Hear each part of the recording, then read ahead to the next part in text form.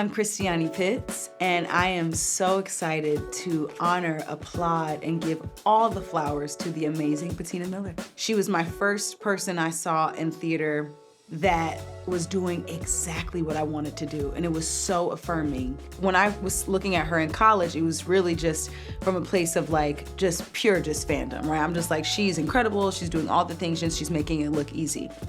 Then when I got into the business and I realized just how difficult it actually was, it went from being a fan and sort of an admirer of her work to having like a deep respect for, oh, she's doing all this as a mom. She's doing all this, her run as the leading player in Pippin, she was like the first woman to do it in that capacity. So that was also like, she's sort of making history and she's not just doing the work, she's like evolving the work in a way that must have been a lot of weight on her shoulders. So it went from like being a fan to like having a deep respect. And one of my first big like animation jobs, it was a show on Nickelodeon, and we ended up doing the show together. So she very quickly went from being like someone who I had so much respect for to someone who I was like working alongside.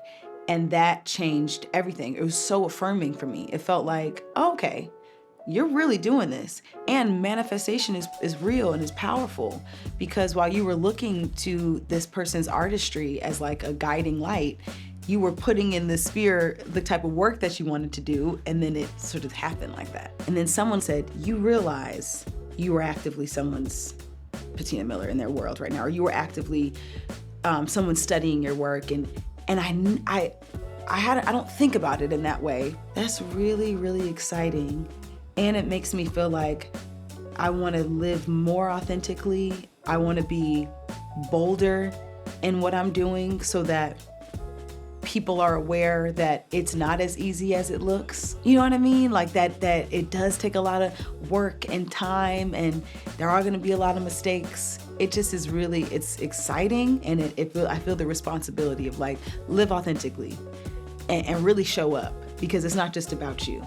Someone's gonna see that and feel very affirmed. And then I'll probably end up working with those people. You know what I mean? And I hope that they tell me so that we can have this moment. When the world lost Chadwick Boseman, I think it's the first thing that comes to mind, it like shocked everyone into being like, oh, it's so important to validate and to affirm our greats while they're here. Like we gotta do it. We don't have the time to not do it anymore. And I just felt like a shift after his passing. So I do think that we're doing a much better job about giving people their due. But I think there's always room to do it more. Don't be ashamed or scared to pour into somebody, because you don't know the amount of time you'll have. You don't know if they've ever heard it. There are some people out there who are killing the game, who outside looking in, you think that they're like, oh, they don't need me to say, I don't need to join the bandwagon. They might need to hear it. They might not know. They might not feel it. Like, I'm gonna give you your flowers.